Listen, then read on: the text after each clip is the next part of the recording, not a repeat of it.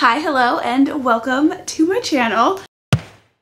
I've been doing most of my book shopping at the library recently, and it's been a while since I've actually gone to an actual bookstore, and that is something I definitely enjoy doing. So I decided this past weekend to hit up the bookstore, and I also did go to the library as well, and I took you guys along with me. So before I show you the pile of books in my lap, let's go ahead and go back in time a couple of days to our library and bookstore trip.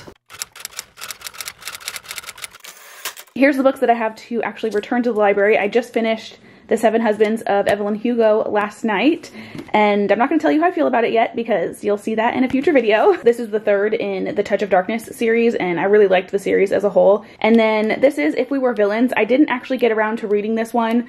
I still want to read it, but there's a bunch of other things that I'd rather read at the moment. So we're going to return her for now. Also, I was just cleaning out my purse to make sure I wasn't taking any like garbage with me, and I found $5.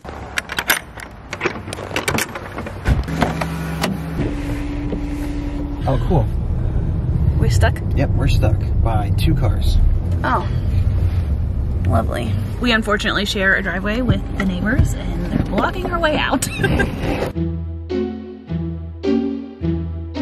right, first section we need to go to is the spicy one. And I'm looking for the Neon God series. I don't remember the author, so I have no idea where it is. I love how the books at this library have a little flame for all like the adult books.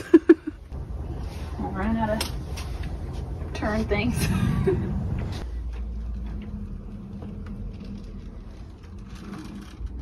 We're on the hunt for the science fiction section. Paranormal. I feel like it should be over here. We found the fiction. It's on like a section of the library we never go to. And it's got cute little alien and unicorn stickers. Super adorable. And I was able to find the book that I was looking for, so.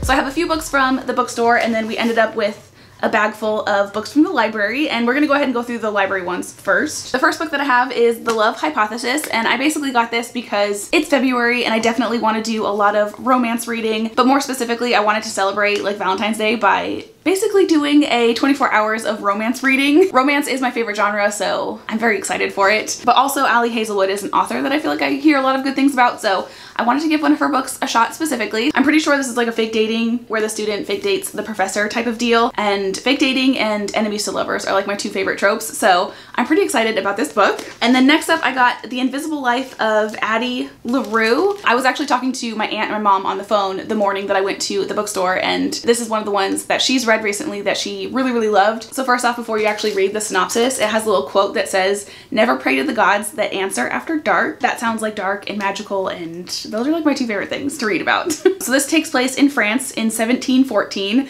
and it says, "In a moment of desperation, a young woman named Adeline meets a dangerous stranger and makes a terrible mistake. As she realizes the limitations of her Faustian bargain, being able to live forever without being able to be remembered by anyone she sees, Addie chooses to flee her small village as everything she once held dear is torn away." And then it basically says that she has dreams, even though she's like doomed to be alone forever because no one remembers her. Or not quite alone, as every year on her birthday, the alluring Luke comes to visit, checking to see if she is ready to give up her soul.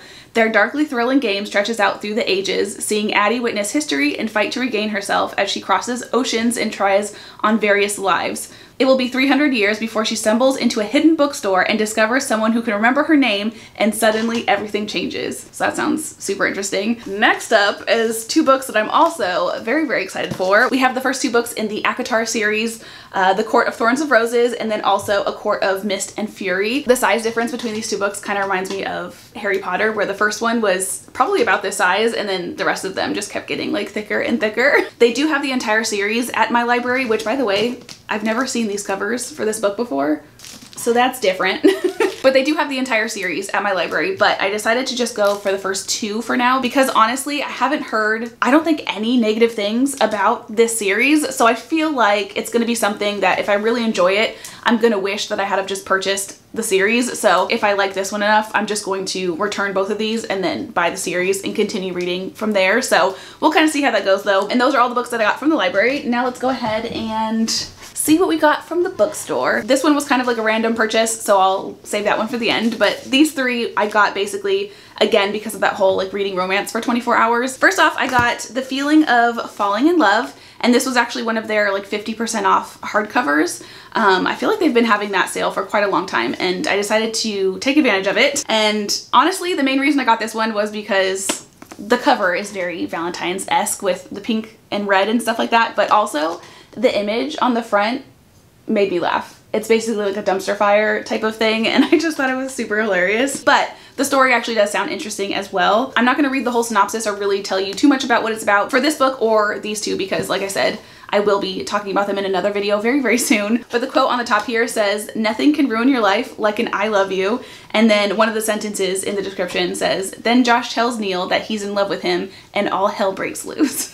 So this sounds like it's gonna be super good. The next one that we have, this one's called Mistakes Were Made by Meryl Wilsner. This is basically about a college student who ends up going to a bar and hooking up with like a middle-aged woman who then turns out to be her like best friend's mom. So I'm super interested in reading this book. Plus, the back of the book has both the college student and the mom's perspective, so I'm going to assume as well that this is multi-perspective, which I absolutely love. And then the last romance that we have is X's and O's by Amy Lee, and I got this basically purely because, well, first off, the cover is very Valentine's Day, but also I feel like pretty much every single booktuber that I follow has shown this video in the past month, so I want to be part of the group too.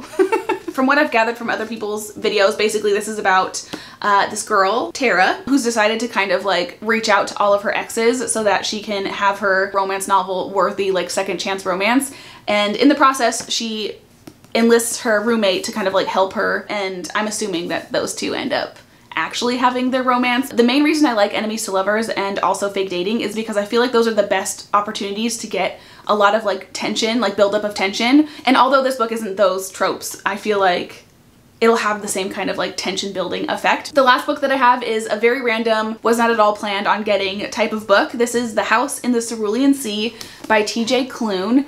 And I very literally only got this book because of the sides of the pages. Is that not like the cutest thing in the world? The book itself also sounds really fun, so it was a no-brainer. I had to get it. But basically it says, a magical island, a dangerous task, a burning secret. Linus Baker is a by-the-book caseworker in the department in charge of magical youth. At 40, he lives in a tiny house with a devious cat and his old records for company. But his quiet life is about to change. Linus is summoned by extremely upper management and given a curious and highly classified assignment. Travel to an orphanage on a distant island and determine whether 6 dangerous children are so dangerous that they're likely to bring about the end of days. When Linus arrives at the strangest of islands, he's greeted by a series of mysterious figures, the greatest mystery of which is Arthur Parnassus, the master of the orphanage. As Linus and Arthur grow closer, Linus discovers the master would do anything to keep the children safe, even if it means the world has to burn. So it just sounds super cute. I love anything with magic in it, so I'm really, really excited for this book. And with that, those are all of the books that I got to read this month. I guess this is kind of essentially my February TBR. I do have plans on reading a few other things as well, so I don't know if I'm actually going to read all of this month. But anyway, I hope you have/have had the most amazing of days, and I will hopefully see you guys in my next one.